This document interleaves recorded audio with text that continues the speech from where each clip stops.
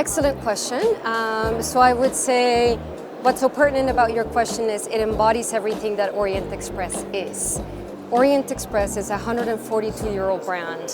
When it was first established in 1883, it was done by an entrepreneur, George Nagelmakers, who wanted to combine state-of-the-art technology with railroads in a very efficient way, in a very elegant way, very glamorous, and bring through people who were just extremely interesting. He wanted to connect places. There's the epic Paris to Constantinople. Every city, every destination had something really interesting to showcase. Culinary was at its best. And so what we're trying to do 142 years later is to do exactly that. We've just opened our first hotel in Rome, La Minerva. It celebrates the Italy of the 1800s. It's Italy's oldest running hotel. We opened also in April La Dolce Vita Orient Express, which celebrates Italy of post-war era, 1950s, 60s. La Dolce Vita says it all. It's loud, it's celebration, it's hedonism, it's pleasure, it's beauty. We are going to open our second hotel in Venice, called the Palazzo Donna Giovanelli, which celebrates 15th century Venice. Then we are opening our yachts, which celebrates the 1920s, and another train that also celebrates that Art Deco movement. And so what we're doing is connecting people to place, to a different time, to each other, to themselves, and to do it at the ultra luxury level, meaning service is excellent, but authenticity is at the very core.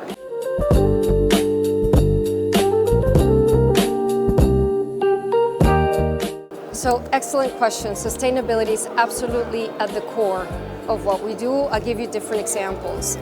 As I mentioned, every single one of our assets, let's call it their own chapter in a book called Orient Express. Orient Express is 14 decades long. We need to make sure that everything that we do now, today, will allow the brand to live for another 100 or more years. So that's fundamental principle number one. Fundamental principle number two, we are restoring heritage assets. So for example, our hotel in Venice was fully renovated and restored. The hotel in Venice, the restoration is taking 8 years, and we're doing it in partnership with the Italian government. The La Dolce Vita train, these are trains from the 1960s, 70s that had been discarded, that are now being brought back to life. The train that we will launch in 2027, 2028, these are trains from 1929. They were original Orient Express trains that were found in the border between Belarus and Poland, and so on and so forth. The last thing I will say is we're all about artisanship and craftsmanship. Imagine, for example, on the yachts, which celebrate the 1920s, we're actually working with the maisons that were around in 1920s, that were collaborating with Orient Express, and that artisanship and craftsmanship is being done in the way it was done before, but up to today's fire life safety standards. That is sustainability for us, and of course there's a natural preservation element of it.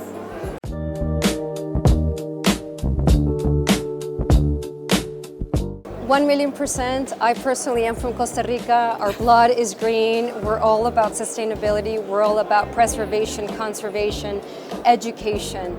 Luxury is timeless. Nature should be timeless. We need to respect our ecosystem. We need to respect the communities we're working on. We need to celebrate their history. And again, when you're relaunching a heritage brand, this will allow us to continue to build that legacy.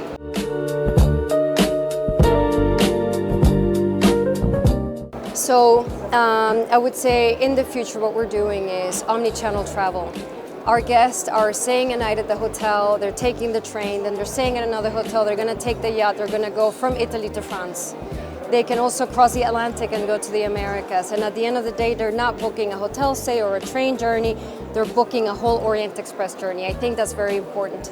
But we're in a time where time is so valuable. It's all about memories, experiences, and you know that requires connection and community building, and for you to meet other like-minded, curious guests who maybe you will book another vacation with down the road. So it's about community, it's about programming, and it's about doing something more than the stay. We want to build long-lasting memories. We want you to keep on coming and staying with us and living with us. So the perfect example of innovation is the sailing yacht, Orient Express Corinthian. It's a state-of-the-art yacht currently being built at the Chantier de l'Atlantique in the north of France. It is the world's biggest sailing vessel, 220 meters long. It's got solid sails, the masts tilt, and it's got mammal detection system, so it can be in the water. It's powered by LNG. It's complete state-of-the-art, futuristic. The interiors are done in the style of the 1920s. And it's done to the nth degree of detail and care. So there's a very good juxtaposition of state-of-the-art innovation and state-of-the-art preservation conservation. It's a brand that connects, it's a brand that has heritage, and it's a brand also that fluctuates, oscillates between fact and fiction, thanks to Agatha Christie in 1934. So it has a lot of substance, and what we want to make sure to conclude is that our guests become the central characters of this very big masterpiece called Orient Express. That's it. We're connecting people to each other, to themselves, to place, to culture, and to the brand that is Orient Express. In my opening remarks, I asked you to have fun. Have you had fun? Thank you very much for joining us for the first edition of TOURISE, a vision 2 years ago.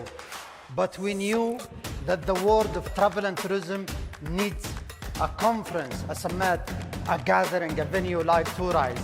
We had more than 100 nationalities attended TOURISE, 100 countries from the 5 continents.